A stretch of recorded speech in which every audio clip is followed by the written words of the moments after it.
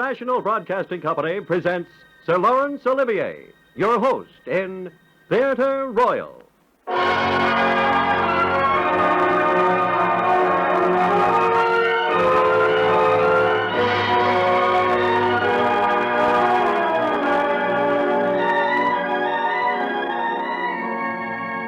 This is Laurence Olivier.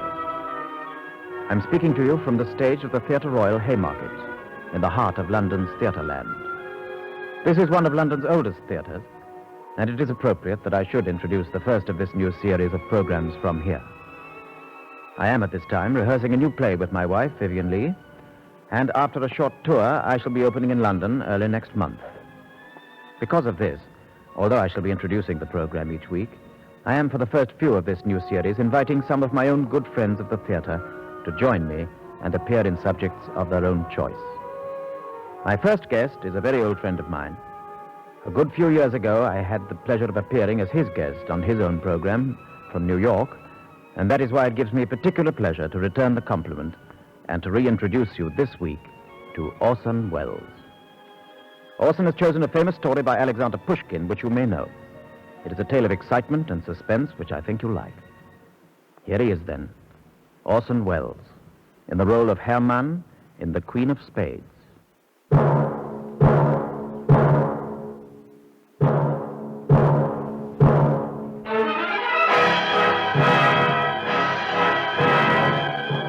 Three, seven, ace. 3, 7, ace. 3, 7, ace. 3, 7, queen. Queen. So, they say I'm mad today. They say I'm out of my mind. Here in their book of hospital, room number 17. Just as though I were out of my mind. Listen, my friends. Listen. I'm no more insane than you are. No more insane than I was. That evening at Noromov's. Noromov of the Horse Guards. The night of the card party.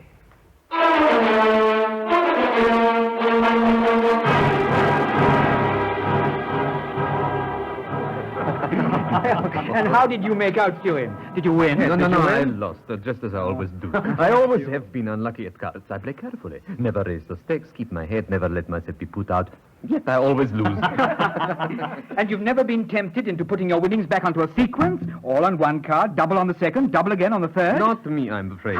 You surprise me. I wish I'd got your temperament. What about Herman here? He's never had a card in his hand in his life. Yet he sits here till 5 a.m. just watching us play. Why not? Play fascinates me. Just to watch. And you never want to join in and try your luck? No. I'm in no position to throw away what I've got in the hope of winning more than I need. Well, if you never start gambling, I suppose you never acquire a taste for it. But you know, there's one person I can't understand. Oh, and who's that? My grandmother, the Countess Anna Fedotovna. Oh. She never touches a card. Your grandmother, the Countess? Uh-huh. But why should she want to gamble? She's over 80 years old. True, but that only shows you've never heard the story. No? What is her story, then? Come on, Tomsky, you cannot leave us all in the air like that. Well, it's very simple, really. The Countess knows an infallible system. Oh, she could win every time she played. True. Nonsense, my dear Tomsky. There's no such thing as an infallible system. There's always a chance of losing. That's why I always refuse to play. There is an infallible system, Herman, if you know it, and the Countess does know it. Now listen to this. About 60 years ago, she was in Paris, beautiful, rich, and she had a passion for cards. She had a run of bad luck. She lost every time she played. And she ended up, after one particularly bad evening, by owing the Duke of Orleans a very tidy sum. Now, you've heard of the Count Saint-Germain, haven't you?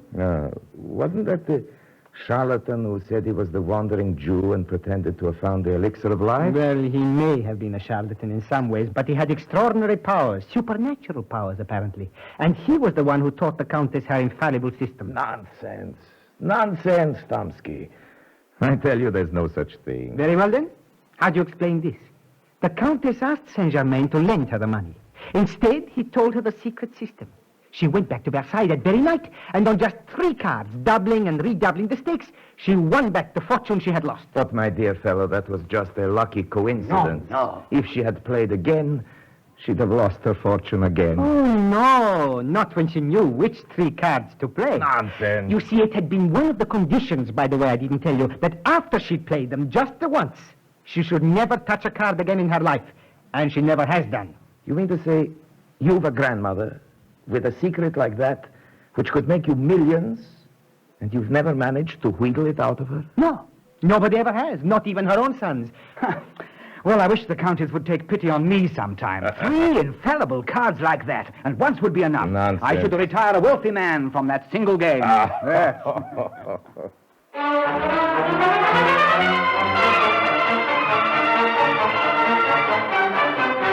Oh, I had scoffed at the tale, pretended to disbelieve it, but in my heart, I knew it was true. There is such an infallible system. There are 3 cards that will always win. Every gambler knows that there are, knows that there must be. Once in a lifetime, someone discovers the secret, and then their fortune is made. And it was just those 3 infallible cards that I had always been trying to discover, watching game after game, never playing until I knew which the secret sequence really was. Well, now I know.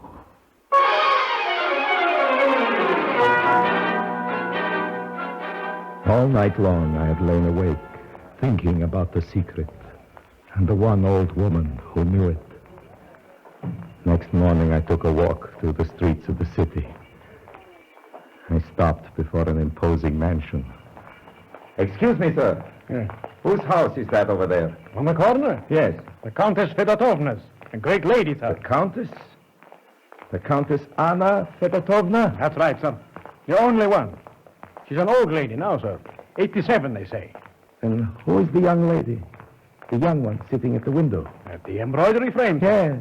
Oh, that will be the Countess's young ward, Lizaveta Ivanovna. Lizaveta Ivanovna. Thank you. Thank you, sir. So the Countess has a pretty young lady to look after her, has she? Well, maybe that will prove to be the answer. Yes, she was to be the answer, all right. Lizaveta Ivanovna.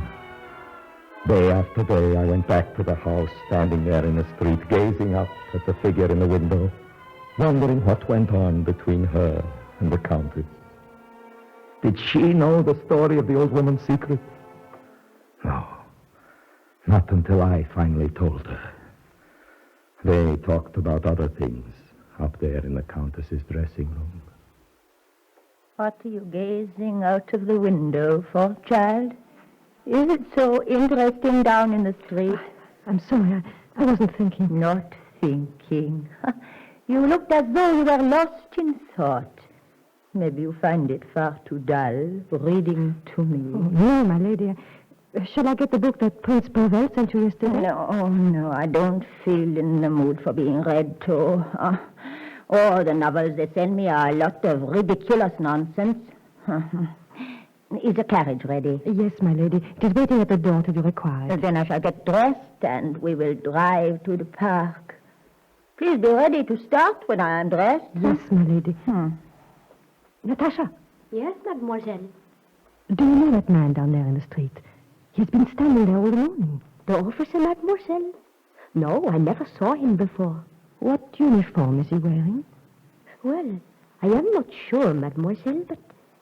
Yes, he is a captain in the engineers, I think. It is very handsome. The uniform, I mean. Yes, mademoiselle. I knew that she had seen me, standing there each morning. I had seen her blush and pretend to turn away to her embroidery. But always her eyes stole back to me. And I knew that sooner or later I should succeed. And then one day, as she was helping the old Countess into her carriage, Careful. I slipped the note into her hand. I saw her start of surprise, her indecision, whether to throw it away or not. Then I saw her hide it in her glove as the carriage drove away. Know then, my adored one, that you are more to me than life itself.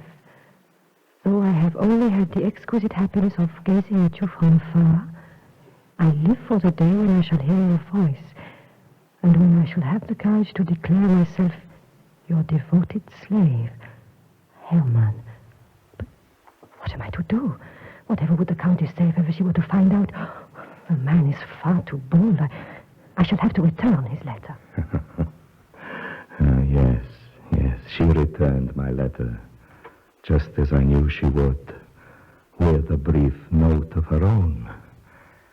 Sir, it said, I am sure that your intentions are honorable and that you have no wish to offend me, but I cannot begin an acquaintance in such an imprudent manner. I return your letter and trust you will never give me cause to complain of your disrespect. No, I would give her no cause to complain of disrespect, but neither would I give her cause to complain of neglect. For I had reason to believe that my boldness was not entirely unwelcome. So, Hermann, you know Lizaveta Ivanovna, do you? I know her by sight. I hear of her occasionally through a mutual friend. And can you, by any chance, be the officer that she seems to be thinking about these days? Of course not. No? No, we've never met. What made you think that? It was rather amusing. I was asking the Countess's permission to present a friend of mine. Oh? A fellow officer, I called him. Actually, it was Naramov. Then when Lizaveta and I are alone together, up she comes and whispers, who is the officer you wish to present to the Countess? Is he a captain in the engineers? And Naramov's in the cavalry. Of course he is. But who is the captain in the engineers that seems to be Lizaveta Ivanovna's thought? How should I know? At least you can be sure it isn't me. Oh, yes, I was in her thoughts. I had every cause to be, for never a day went past now without my sending her another note smuggled into her, sometimes one way, sometimes another. Please, be good enough not to bring any more letters, and tell the person who sent you that he ought to be ashamed of himself. But of course, mademoiselle, of course. Even though he is devoted to you. Even though I was devoted to her, day after day I begged her, implored her to let me visit her, and it was not long before I was receiving her replies, before she was telling me that she too was in love, before she was ready to do everything I asked of her. And then at last, the letter for which I had been waiting was thrown down to me from the Countess's window. Oh, what a letter that was. This evening there is a ball at the German embassy. The Countess will be there. This is our only chance of meeting alone. As soon as the Countess and I have left for the ball, the servants will be going out and the porter will be in his lodge. Come to the house at 11:30. Walk straight in. If anybody happens to stop you in the hall, go straight upstairs. If you meet anyone in the anteroom, ask for the Countess. They will say she is out. Then you will have to leave. But probably you will be seen by no one. If so, turn to the left through the anteroom. You will reach the Countess's bedroom. There you will find two doors. The one on the right leads into a study which is never used. The one on the left leads to a corridor, at the end of which is a staircase. It leads to my room. I shall have returned by 2:00. No, there was nobody to challenge me. The porter was asleep in his lodge, and the servants were not about. By 11:30, I was safely inside the Countess's apartments. But it was not the left-hand door I opened, the one that led on to Ivanova's room. No. It was the door into the empty study, next to the bedroom of the Countess. There I waited until 2:00. And in my pocket, there was a pistol.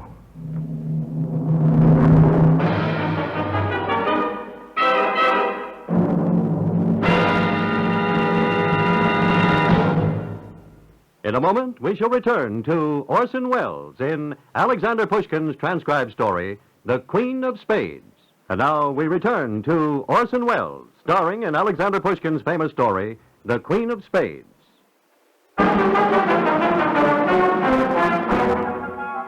I waited for nearly 3 hours. I waited in the deserted study, waited for the return of the Countess. and a chance to force the secret from her. The secret of the 3 cards. 3 cards and the order in which to play them. 3 cards that could not lose. It was 2:30 before she returned, and I heard them enter the bedroom, just beyond the door where I was hiding. Good night, my lady. Oh, so you are going to bed? Already, my dear. If you will excuse me, I'm very tired. Very tired, she says. A girl of her age. Aren't I tired as well? I thought that Natasha would be attending your ladyship. Oh, to be sure. Don't bother about me, my dear. Nobody cares for an old woman like me. Go to bed then if you are so tired. Why stand there arguing? I'm sorry, my lady. Good night. Good night. Girl. Natasha, unlace me. Yes, your lady. Oh, be quick about it. Mademoiselle is not the only one who is tired. Huh? Oh. I watched the old woman through a crack in the door. I watched the whole repulsive scene as wig, paint, patches, and every finery was stripped away, and the gaunt, unlovely features emerged that fashion and artistry had done so much to conceal. At last the maid retired. Does your ladyship wish to retire, or shall I place the chair by the window? The chair is well enough where it is. Take away the candles. I will have light enough from the icon lamp. Good night, my lady. Good night, good night.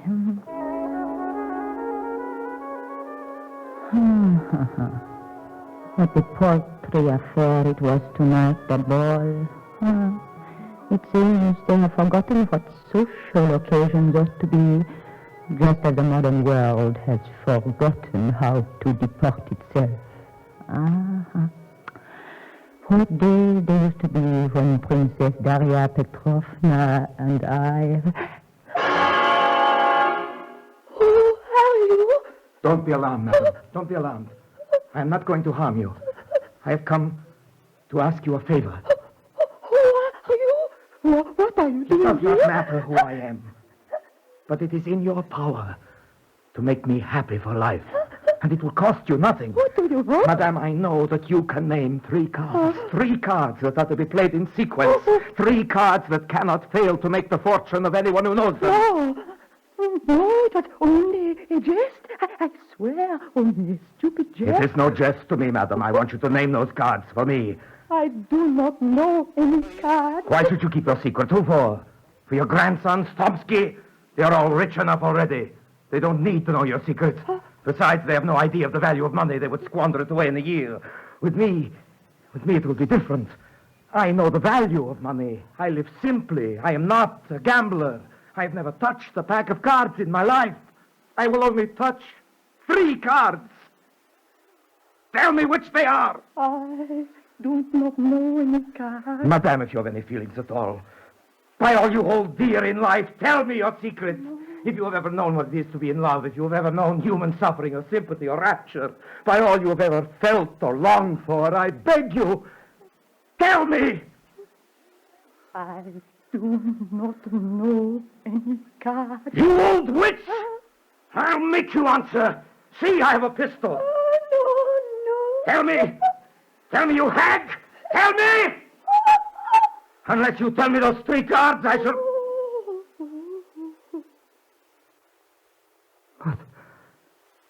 But she's dead. She's dead. Dead! The secret is... No. No! No! It was only then that I remembered Lizaveta Ivanovna waiting for me in her room at the head of the little staircase down the corridor. Herman, where have you been? I've been in the Countess's bedroom. I've just left her. The old woman is dead. No. Yes. What are you saying? I am saying the Countess is dead. What's more, I'm afraid that I was the cause of her death. Oh, no. Yes. Tell me, what terrible thing has happened? She died of fright. It was an accident. She had a secret that I had to know. 3 cards. A secret that can make the fortune of anyone who knows it. But Herman... That was all I wanted, just 3 cards. I let myself in just as you told me. I hid myself in the study next to her bedroom. I waited till she had got undressed and dismissed her maid. And then I came out and asked her. So that was why you wanted me to let you into the house. And I thought, oh, what have I done? What have I done? The old fool. I begged her to tell me. I begged her on my bended knees, but she refused to be reasonable. And what would it have cost her? Nothing at all. But the old witch was obstinate. So I pulled out my pistol and threatened her with it. You monster! Don't worry, I didn't intend to kill her. The pistol wasn't even loaded. It was an accident, a pure accident. But she died. She died. And the secret has died with her. Just 3 cards. 3 cards that would have made a fortune. What a fool I've been. What an utter fool to believe all your lies, to believe that you really loved me, that it was me you were even interested in. 3 cards that were worth a fortune. Yes, 3 cards. And I was the one who was going to help you find them. Oh, what a fool I've been. What a wicked fool. But for me, she would never have died. It was I who killed her. I, her own ward. The old woman deserved to die. She didn't. She was kind to me. I killed her. Nobody killed her. The old woman died because she was an obstinate old fool. What is far more important, her secret died with her. 3 cards. Just 3 simple cards. Now, shall I get out of the house? There seems little point in my staying any longer. I was going to show you down the secret staircase. Then show me. It leads down from the Countess's bedroom. Well, come on, show me. No, I'm afraid. Afraid of seeing her there. Then give me the key. Tell me what it is. I'll make my own way out. The old Countess was dead, and her secret had died with her. Though I hated her for it, her death was on my hands. And the thought began to obsess me. She had died with hatred in her eyes. Hatred as well as fear. And who can say what hatred is liable to do? Even the hatred of the dead. Perhaps you will say that I'm superstitious, for I have no faith. But suddenly I knew that I must pay my last respects to her and ask her forgiveness. Poor lady. She died 2 nights ago. She'd been to a ball at the German embassy, and the excitement must have proved too much for her.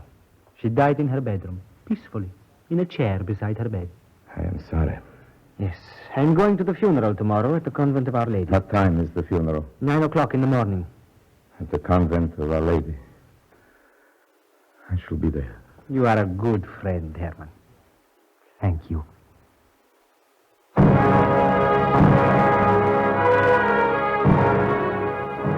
The church was full of mourners, for the old woman had many friends, many acquaintances. Anyone who had lived as long as she had must have had many acquaintances, even if they were only waiting for her to die.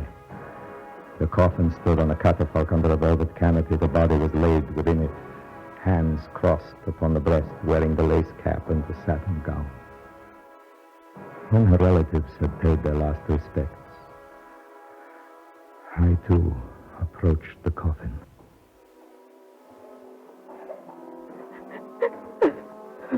Forgive me, old woman. Forgive me. I meant you no harm.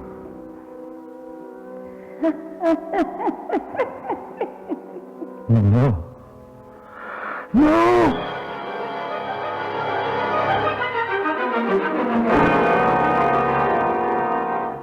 Say that I'm mad, if you like. But the old woman's eyes were open, and they were mocking me. I heard her chuckle horribly, and I was afraid of her. I fought my way out of the church and hurried away to lose myself in the noise and bustle of the streets. All day I wandered about the town, trying to forget all that I'd seen. I dined alone, and when I got back to my room, I locked the door behind me. At last, I fell asleep. When I woke up, suddenly, the moonlight was coming through my window. It was 3 o'clock in the morning, and I heard a distant clock chiming the hour.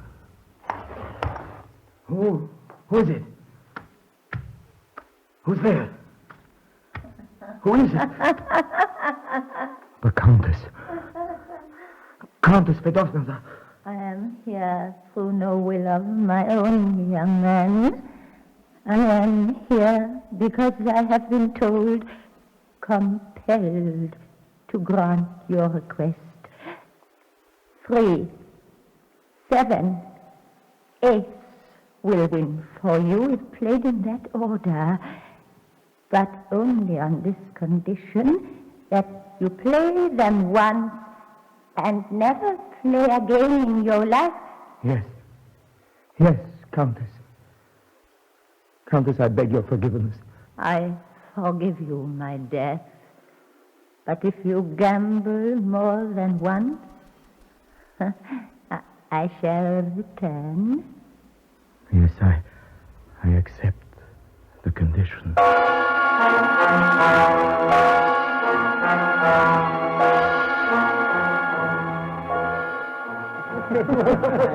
Good evening, Count. I wish you luck at the table. Why, Herman, you here? A Tchaikovsky's? You come here to watch the play as well? I have come to play, Naramov. To play? Oh, I thought you never did play. I shall play this once. May I take a card, sir? But of course. Thank you.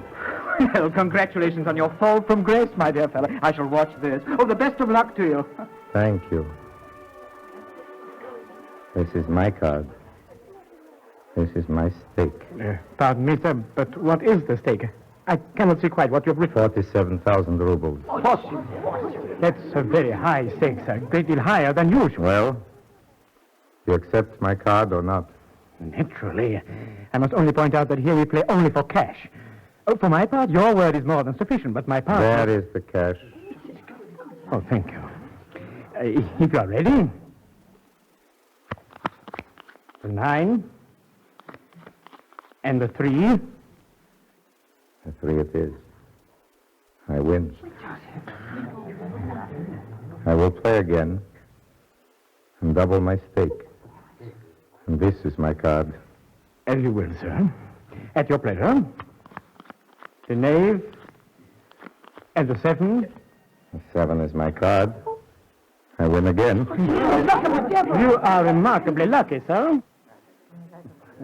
I will play once more while my luck holds. I stake everything. Everything on this card. A queen and an ace. An ace. The ace wins. Pardon me, sir.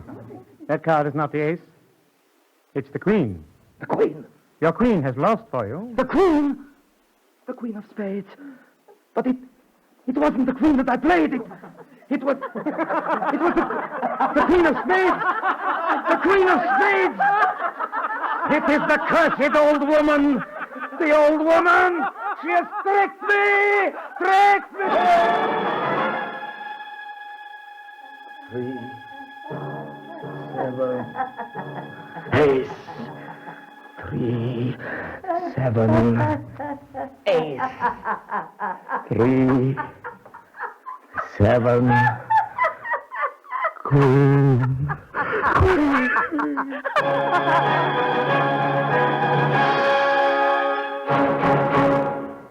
This is Laurence Olivier again. First, I should like to thank Orson Welles for that fine performance in The Queen of Spades, and the other members of the cast who included Ellen Pollock as the Countess and Cécile Chevreux as Lizaveta. I'm looking forward to next month when I shall have the opportunity of appearing myself in the plays which we shall bring you each week. Until then, I will have the pleasure of introducing some more of my good friends of the theater, including in the weeks to come, Michael Redgrave, and next week, Ralph Richardson. Until then, au revoir, and thank you.